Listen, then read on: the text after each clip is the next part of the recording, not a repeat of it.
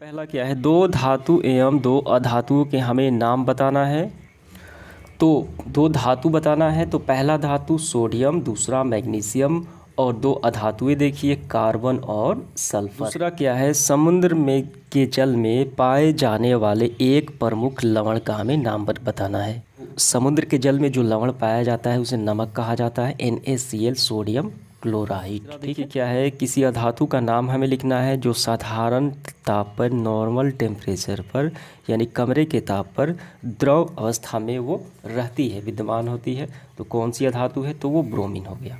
ठीक है, 4 नंबर देखिए, एक अधातु का हमें नाम लिखना है जो वायु के संपर्क में आने पर वो जल उठती है। वो कौन सी है, वो होती है श्वेत फास्फोरस। ठीक है, और धातु की बात की जाए तो वो सोडियम होता है जिसे किरोसिन में रखा जाता है, और इसको भी किरोसिन में रखा जाता है, लेकिन ये क्या है, ये अधातु। पांचवा देखिए क्या है, कौन सी अधातु है जो विद्युत का क्या होती है, सुचालक होती है, लेकिन वो अधातु होते हुए भी। तो इसका आंसर क्या होगा, इसका आंसर होगा ग्रेफाइट।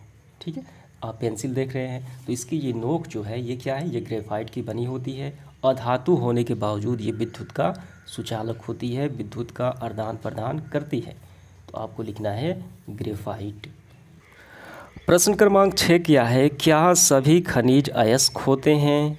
तो आंसर आपको ऐसे लिखना है, सभी खनिज अयस्क नहीं होते लेकिन सभी अयस्क खनिज होते हैं। ठीक है, सभी अयस्क खनिज होते हैं, लेकिन यहाँ पे खनिज की बात की गई है तो सभी खनिज अयस्क नहीं होते। इसके बाद 7वां देखिए क्या है, उल्फाम किस अयस्क में विद्यमान होता है। तो उल्फाम जो है वो टीनोस्टोन, तो टीन धातु का जो अयस्क होता है टीनोस्टोन SnO3 उसमें विद्यमान क्या होता है, उल्फाम। ये एक उपद्रव है। ठीक है, इसे हटाया जाता है। 8वां देखिए क्या है, क्या लोहे में जंग लगना ऑक्सीकरण है। जी बिल्कुल है, लोहा जो है ऑक्सीजन और नमी में के संपर्क में आने पर उसमें जंग लगता है और उसके भार में वृद्धि होती है। ठीक है, तो देखिए वायु में ऑक्सीजन का संपर्क, नमी, तो ये क्या होता है, ये ऑक्सीकरण अवकरण यानी ऑक्सीकारक होता है। प्रश्न क्रमांक 9 देखिए क्या है, मिश्र धातु क्या होती है। इसकी परिभाषा ये रहा, तो इसकी परिभाषा हम ऐसे करेंगे, दो या अधिक धातु अथवा एक धातु और एक अधातु, दो धातुएं हो सकती हैं या एक धातु और एक अधातु भी हो सकती है, उनका मिलना या मिल जाना वो कहलाता है मिश्र धातु। ठीक है, उनसे मिलने से एक नया पदार्थ बनता है, जैसे पीतल देखिए, तांबा देखिए, जस्ता। ठीक है, ये क्या है, ये एक मिश्र धातु है। ठीक है, तो ये आपको समझ में आ गया होगा। देखिए पीतल कैसे बनता है। आइए इसके बाद देखते हैं प्रश्न क्रमांक 10वां, अमलगम से आप क्या समझते हैं। तो इसकी हमें परिभाषा बताना है। तो ऐसे लिखा जाएगा, देखिए, किसी धातु के साथ पारे को जोड़ना, पारे के साथ मिला देना, वो प्रक्रिया कहलाती है अमलगम। धातु कोई भी हो सकता है, चाहे वो सोडियम हो, चाहे वो लोहा हो, अगर हम उसको पारे के साथ मिला दें तो वो बन जाएगा अमलगम। प्रश्न क्रमांक देखिए 11 क्या है, किस इलेक्ट्रॉन विन्यास को प्राप्त कर तत्व अस्थायी बन जाते हैं। तो किसी भी तत्व के जो बाहरी इलेक्ट्रॉन होते हैं, बाहरी कोश में जितने भी इलेक्ट्रॉन होते हैं, देखिए आपको ऐसे लिखना है, किसी तत्व के इलेक्ट्रॉनिक विन्यास के अंतिम कक्षा में 8 इलेक्ट्रॉन पूर्ण से वो क्या है, अस्थायी बन जाते हैं। कोई भी पदार्थ हो, कोई भी तत्व हो, अगर उसके बाहरी कोश में 8 इलेक्ट्रॉन पूर्ण नहीं है तो वो क्या होगा, वो अस्थायी नहीं बनेगा। और बाहरी कोश में 8 इलेक्ट्रॉन पूर्ण है तो क्या है, वो अस्थायी बन जाएगा। तो यही बात आपको लिखनी है। इसके बाद हम लोग समझेंगे, देखिए 12 नंबर क्या है, सोडियम परमाणु जल के साथ तीव्रता से क्रिया करता है किंतु सोडियम आयन नहीं, क्यों। तो इसको समझने से पहले आपको सोडियम परमाणु और सोडियम आयन क्या होते हैं, आइए उसको पहले हम लोग समझ लेते हैं। तो यहाँ पे देखिए ये सोडियम है, तो सोडियम का इलेक्ट्रॉनिक विन्यास यानी परमाणु क्रमांक होता है 11। तो इसका इलेक्ट्रॉनिक विन्यास ये रहा। बाहरी कोश में देखिए 1 इलेक्ट्रॉन, ये क्या है, एक्स्ट्रा है। अष्टक पूरा हो चुका है यहाँ पे, लेकिन 1 इलेक्ट्रॉन ज़्यादा है तो 1 इलेक्ट्रॉन किसी को त्याग करेगा। त्याग करने से इलेक्ट्रॉन में क्या होता है, धनायन होता है, प्लस आवेश जुड़ जाता है। तो इलेक्ट्रॉन त्याग किया तो ये बन गया सोडियम आयन। ठीक है, सोडियम धनायन बन गया। तो ये बन गया, तो इसके पास कितना इलेक्ट्रॉन हो गए, तो ये इसमें 11 है तो इसमें हो गया 10। ये अष्टक इसका पूरा है, ये अस्थाई हो गया। तो सोडियम का एक इलेक्ट्रॉन त्यागना ही कहलाता है सोडियम आयन। ठीक है, ये सोडियम परमाणु और ये सोडियम आयन। तो यही बताना है कि सोडियम परमाणु है, ये जल के साथ अभिक्रिया करता है तीव्रता से, जबकि सोडियम आयन नहीं। क्या कारण है? तो इसके बाहरी कोश देखिए, अष्टक पूरा हो चुका है, ये अस्थाई बन चुका है। मुख्य कारण यही है, ये अस्थाई होता है। सोडियम आयन अष्टक पूरा हो चुका है, इसीलिए ये नियॉन की तरह कार्य करता है। ठीक है, और इसी के कारण ये जल से क्रिया नहीं कर पाता। तो काफ़ी अच्छे से आपको ऐसे आंसर करना है। सोडियम एक इलेक्ट्रॉन त्याग कर सोडियम आयन का निर्माण करता है, जो उनके अंतिम कक्षा में किसके, सोडियम आयन के 8 इलेक्ट्रॉन होते हैं, अर्थात अस्थाई होते हैं, तथा ये उत्कृष्ट गैस नियॉन के जैसा व्यवहार करता है, जो इसके नज़दीकी गैस होता है। अतः यह जल से क्रिया नहीं कर पाता। ठीक है, ये सोडियम परमाणु हो गया और ये सोडियम आयन हो गया।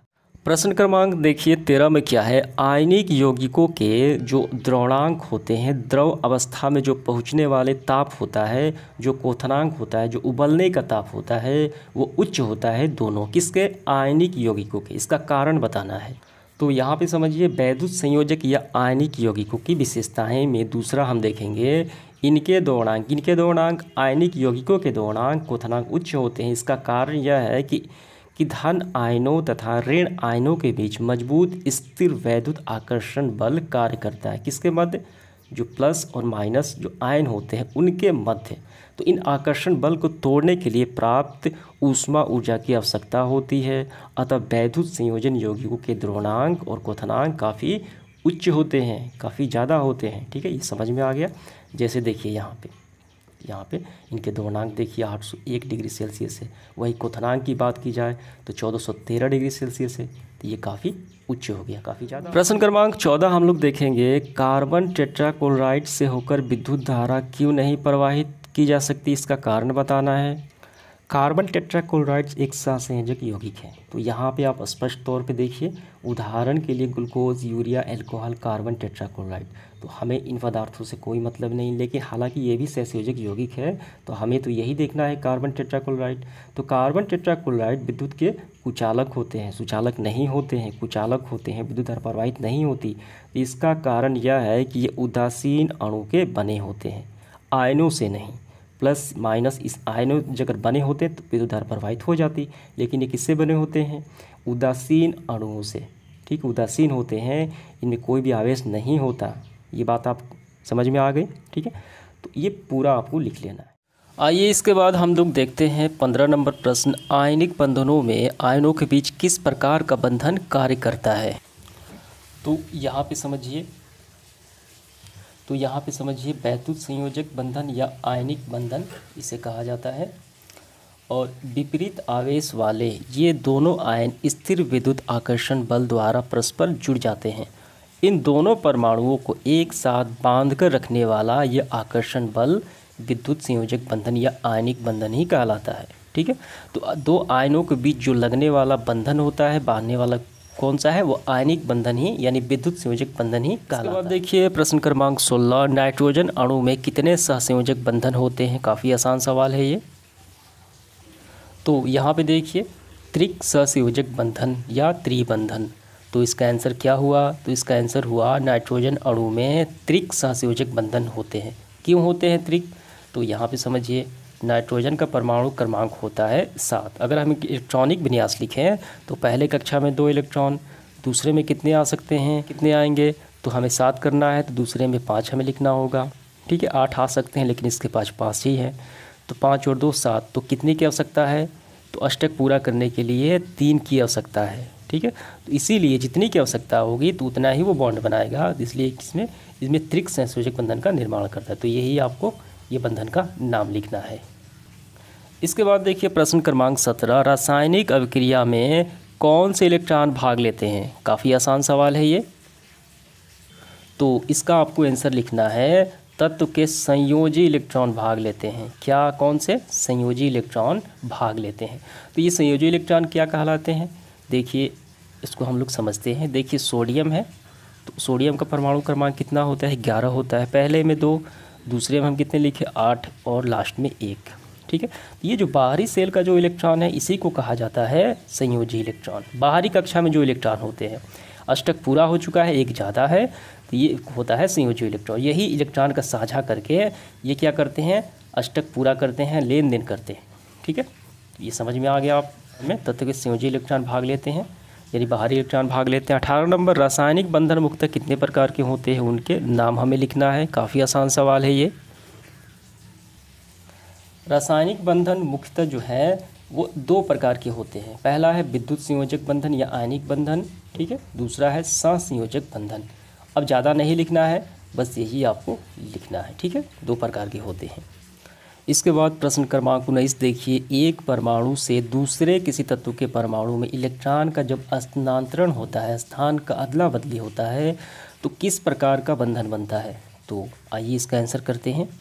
तो यहाँ पे ध्यान देना है, इलेक्ट्रॉनों के स्थानांतरण की बात की गई है, तो 2 परमाणुओं के एक या एक से अधिक इलेक्ट्रॉनों का स्थानांतरण जो बने रासायनिक बंधन बनता है, उसका नाम है वैद्युत संयोजक बंधन। आप इसे आयनिक बंधन भी कह सकते हैं। तो आपको नाम लिखना है वैद्युत संयोजक बंधन या आयनिक बंधन का निर्माण होता है।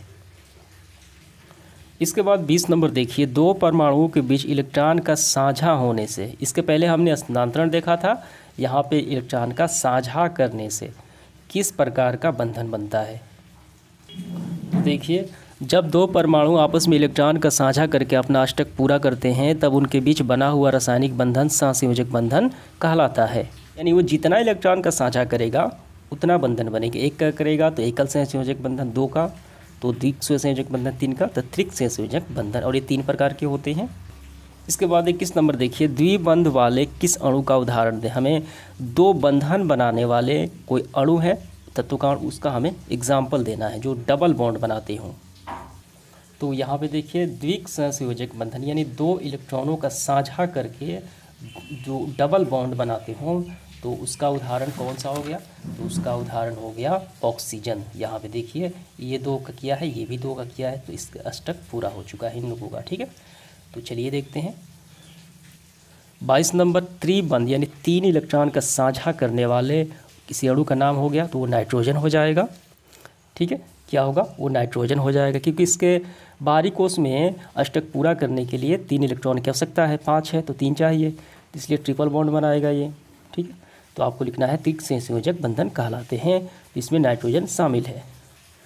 प्रश्न क्रमांक 23 की तरफ बढ़ते हैं। निम्नांकित यौगिकों के बंधन की प्रकृति हमें बताना है। Ammonia, carbon tetrachloride, sodium monoxide, यानी इनमें कौन कौन से बंधन बनते हैं। अमोनिया में कौन सा बंधन बनता है, आइए उसको हम बताते हैं। तो यहाँ पे देखिए, एकल सहसंयोजक बंधन, और इसके एग्जाम्पल में शामिल है हमारा अमोनिया, क्योंकि एक इलेक्ट्रॉन का साझा करता है, एक इलेक्ट्रॉन का, ठीक है। तो आपको लिखना है एकल सहसंयोजक बंधन, ये इसमें बनता है। दूसरा क्या एग्जाम्पल में, इसमें बंधन की प्रकृति, कार्बन डाइऑक्साइड, इसमें कौन सा बंधन बनता है वो बताना है। तो कार्बन डाइऑक्साइड में बनता है द्विक सहसंयोजक बंधन। तो अभी हमने कुछ देर पहले देखा था ऑक्सीजन में जो बना था द्विक सहसंयोजक बंधन, ठीक है। तो यहाँ पे देखिए, ऑक्सीजन हमने देखा, और ठीक उसके नीचे है कार्बन डाइऑक्साइड अणु, तो इसमें बनता है क्या, द्विक सहसंयोजक बंधन, यानी 2 इलेक्ट्रॉनों का ये साझा करते हैं आपस में। तीसरा देखिए, हमें बताना है सोडियम मोनोऑक्साइड, इसमें कौन सी बंधन प्रकृति है। तो यहाँ पे देखिए, सोडियम मोनोऑक्साइड, तो ये आयनिक बंधन बनाता है। कौन सा, ये आयनिक बंधन में ये शामिल है। तो यहाँ पे देखिए, वैद्युत संयोजक बंधन या आयनिक बंधन, तो इसके एग्जाम्पल में ये शामिल कौन सा है, सोडियम मोनोऑक्साइड, और ये जो बंधन बनाता है ये आयनिक यौगिक है, और आयनिक बंधन भी बनाता है। इसके जो आयन होते हैं एक दूसरे से आयनिक बंधन द्वारा जुड़े होते हैं, तो इसका आंसर होगा आयनिक बंधन बनाते हैं। इसके बाद 24 नंबर देखिए, ऑक्सीजन परमाणु का इलेक्ट्रॉनिक विन्यास नियान जैसा होने के लिए कितने इलेक्ट्रॉनों की आवश्यकता है। तो ऑक्सीजन का होता है परमाणु क्रमांक 8, नियान का होता है 10, तो कितनी की आवश्यकता है ऑक्सीजन को नियान जैसा होने में, तो 2 की आवश्यकता है। तो इसका आंसर हो जाएगा 2 इलेक्ट्रॉनों की आवश्यकता पड़ेगी, ठीक है। इसके बाद देखिए प्रश्न क्रमांक 25, एक तत्व ए संयोजित सेल में 4 इलेक्ट्रॉन है, दूसरे तत्व बी के संयोजित सेल में 7 इलेक्ट्रॉन है। ए और बी के संयोग से बनने वाला यौगिक विद्युत का कुचालक है। इस यौगिक में बंधन की प्रकृति बताना है, इस यौगिक का नाम भी बताना है, इलेक्ट्रॉनिक संरचना लिखना है। काफ़ी आसान सवाल है ये, तो यहाँ पे पहले आपको अच्छे से समझना होगा। तो यहाँ पे देखिए, एक तत्व है ए, इसके संयोजित सेल में यानी बाहरी सेल में कितने इलेक्ट्रॉन हैं, 4 इलेक्ट्रॉन है। और दूसरा तत्व है बी, तो इसके संयोजित सेल में संयोजी सेल मैंने आपको बताया है, संयोजी सेल मतलब होता है बाहरी सेल में 7 इलेक्ट्रॉन है, ठीक है। तो दोनों के मिलने से बनता है एक यौगिक ए बी बनता है। तो इसका हमें बंधन की प्रकृति है, सबसे पहले हम देखिए कौन सा यौगिक बनता है, तो इस यहीं से हम लोग पहले समझते हैं। तो ये जो यौगिक बनेगा ये बनेगा कार्बन टेट्राक्लोराइड, ठीक है, CCl4 बनेगा। ये कैसे बनेगा देखिए यहाँ पे जो स्पष्ट रूप से कहा गया है कि संयोजी सेल में बाहरी सेल में 4 इलेक्ट्रॉन, तो कार्बन की परमाणु संख्या कितनी होती है, कार्बन की परमाणु संख्या होती है 6। तो इसका पहले कक्षा में 2, दूसरे में 4, तो संयोजी सेल में देखिए 4 इलेक्ट्रॉन हो गए। और ये क्या है क्लोरीन, तो क्लोरीन की कितनी होती है 17 होती है, 17 होती है। तो पहले कक्षा में 2 इलेक्ट्रॉन आ सकते हैं, दूसरे में 8 आ गए, तीसरे में 7 हो गया, 8 2 10 17। तो इस वजह से बाहरी सेल में कितने 7 इलेक्ट्रॉन। तो दोनों के मिलने से जो यौगिक बना CCl4 यानी कार्बन टेट्राक्लोराइड। ये बात आपको समझ में आ गई। और ये जो कार्बन टेट्राक्लोराइड है ये विद्युत और ऊष्मा का दोनों का ये कुचालक है, क्योंकि इनके जो यौगिक हैं ये आवेशित कणों के नहीं बन के बल्कि आयनों से बने होते हैं, इसलिए ये विद्युत के कुचालक होते हैं।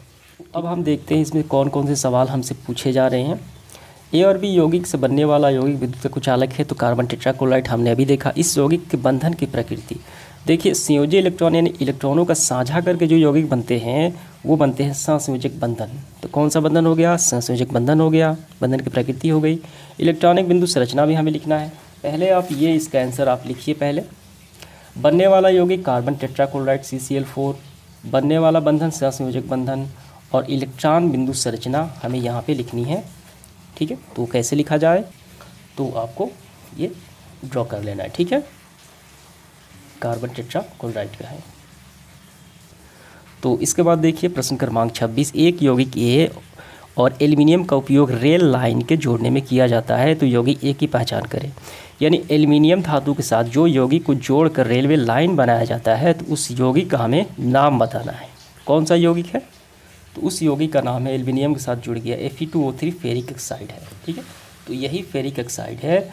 देखिए फेरिक ऑक्साइड एल्युमिनियम के मिश्रण को द्रवित लोहा और मशीन के छिद्रों द्वारा रेल के पटरियों में बड़े दरारों को भरा जाता है, यानी जोड़ने का कार्य करता है फेरिक ऑक्साइड, उस यौगिक का नाम है। ये तो पहले से है एल्युमिनियम, इसी के साथ ये इसमें डाला जाता है, मिलाया जाता है, फेरिक ऑक्साइड आपको लिखना है। इसके बाद 27 नंबर, धातु के निष्कर्षण में सल्फाइड और कार्बोनेट अयस्कों के धातु के ऑक्साइड में परिवर्तित करना पड़ता है, क्यों। क्या समझ में आया, किसी भी धातु को शुद्ध करने के लिए निष्कर्षण में सल्फाइड प्राप्त होते हैं और कार्बोनेट अयस्क प्राप्त होते हैं, तो इनको बदला जाता है ऑक्साइड में। क्यों बदला जाता है, इसका कारण बताना है हमें। तो यहाँ पे देखिए इसका आंसर काफ़ी सिंपल है। धातुओं को उनके ऑक्साइड से निष्कर्षित करना उनके कार्बोनेट या सल्फाइड की तुलना में अधिक आसान होता है। किससे आसान होता है, ऑक्साइड में निष्कर्षित करना, ऑक्साइड से निष्कर्षित करना, किसकी तुलना में, कार्बोनेट और सल्फाइड की तुलना में। इसीलिए इन दोनों को किस में बदला जाता है, ऑक्साइड में बदला जाता है। इसीलिए सांद्रित रेस को धातु के ऑक्साइड में परिवर्तित किया जाता है और उसे अवकृत होकर धातु प्राप्त किया जाता है और अशुद्धियों को बाहर निकाल दिया जाता है। तो समझ में आ गया आपको कारण, ये पूरा आपको लिखना है, ठीक है। यहाँ तक तो समाप्त होता है आज का सेशन। उम्मीद करता हूँ सारे सवाल आपको अच्छे से समझ में आ गए होंगे। धन्यवाद।